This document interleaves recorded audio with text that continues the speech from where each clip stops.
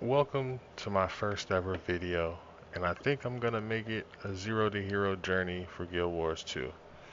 The goal and the plan for this channel is to get partnered with ANET and to try to see how high I can make it in the game before the DLC drops. So, whether you're a total beginner or just vibing, I'll guide you through the game step by step from humble beginnings or humble origins to full-blown hero status. In this episode, we're diving into character creation and making our way over to level 10, or at least trying. This sound unoriginal, guys. Sorry, I'm reading from a script. Because I'm trying to be all, what do you call it? Trying to be all professional here. But I watched hella hours of Teapot and before making this video and playing the game, and needless to say, I think I might follow his channel to the T, or I might just do it my own since I played this game a while back. Story is not all me. So far right now, this is all pre-recorded. I will be streaming if I get people that are interested. I'm gonna say 10 likes and I'll start a stream for it. And from there, we'll go. But what I'm doing is testing out this ranger class to see if I like it, if I should boost it, or if I should just grind out levels and really learn the game. You know, fully immerse myself in the gameplay. I think for the rest of this video, I'm gonna either go on or between on script and off script, so y'all can kind of understand. But this is my first video, and I'm trying to learn how to do this. Alright, now that we got introductions out the way, first thing it's gonna do is throw you into a little tutorial instance, and that right there is really up to you depending on how quick you get through it, to be fair. What you're hearing me do it is scrubbing through my gameplay so I can see. But it took me from 2 minutes to 4, so basically 3 minutes to get through the tutorial instance. Not really long, and I streamlined the process. They'll normally tell you to test out weapons here, stuff like that. It don't really give you a chance to, at least based on the race that I picked. So try to get out of this as fast as possible. It'll teach you how to do your movements and look around. This gameplay is really action gameplay. So to be fair, be prepared for that. It's a lot of movement, a lot of dodging. But the tutorial, I really don't care about it because it's storyline based. I'm not here for the story, I'm here for the gameplay. You know, the same thing with character creation. I ain't really focus character creation because why? You're gonna get hella gear in the game and it's gonna suit you up and make you all flashy and glowy and all this other good stuff. Yeah, I'm gonna be looking at this character for months. Cool. I'm gonna be changing him around a lot, so that being said, I didn't really prioritize this. To be fair, my first like hour and a half was just no life in the game, turning my brain off. Where am I? And really playing it. Pardon me. I'd like to talk to you. There you go. Alright. Now that we've got into the bread and the butter of the video, if you're still here and you made it through the boring 5 minutes of the video, now is where we get to the informational guide part. So, I'm gonna give you a list of things that I'm gonna be doing between levels 1 to 80, as well as the story.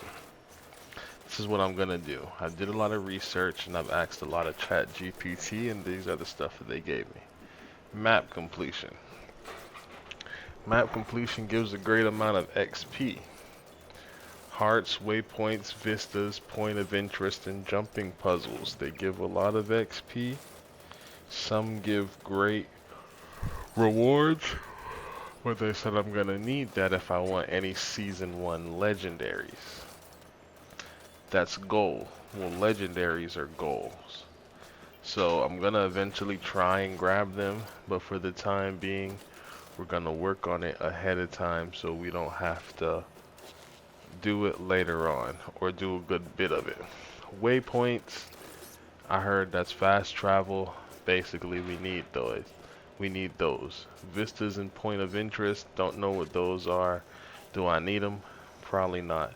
Hearts, if I'm not mistaken, those are quests, but you don't have to walk and turn them in. You just do them and then they're done. Cool. The dynamic circles apparently are the group events. I've did a few of those. They give a great big boost of energy and a good amount of loot. So I'm not really worried about that. I'll do whichever one pops up in my region. I also heard they give mastery points. And that's what we're gonna need if we want the commander tag. Follow with me, if you're following with me. In this guide, I also have try every weapon, and weapon swaps at level 10, but we'll deal with that next video. It says use boosters and food to grant utility 10% to 15% bonus XP. Even cheap ones help over time. To be fair, if I can't make it myself, I'm not even worried about it, because I'm gonna try and grind out a lot of stuff in the game without paying money for it. So I'm not gonna try and spend my gold. All my gold is gonna go to cash shop items like Living World and all of that. So from 1 to 80, I plan on not spending a single piece of gold. 80 is when I'll probably spend some gold, and then, you know, the grind is to just get through the story arcs and do masteries so I can get the different stuff. Adventure guides.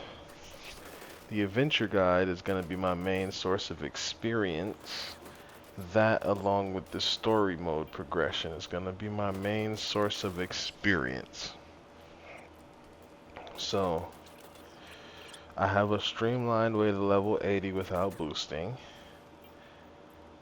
As far as adventure guide will keep me on my 10 toes when it comes to content.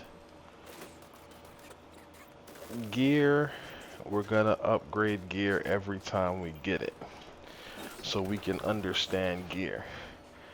As it stands, I'm just gonna go basic DPS up until 80, and then we're gonna figure out what we want from there. Even my guide says focus on power as your main stats. It's the most effective for leveling, so that's what we're gonna go for.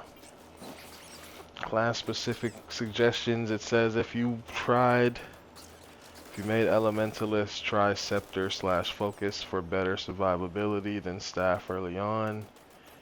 Ranger, try great sword and axe warhorn combos are strong pet friendly.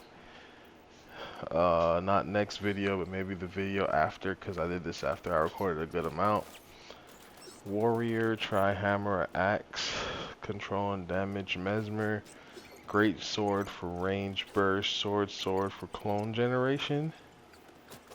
But you can also find tailored leveling builds for each class on Guild Gen's beginner class guide and meta battles leveling guide. I'm not using any of those. I really just made one for myself based off of Mighty Teapot's videos. But if you guys want more of a visual walkthrough on something I watch, you could check out Lorenity's complete beginner guide to Guild Wars 2 for a comfy, well-placed video that covers everything from character creation to early leveling. Feel me? But for me, we're gonna try and maximize the ranger. I like the longbow, but we might could be doing more damage with the great sword and then the axe and warhorn. So we'll figure it out. We will figure it out.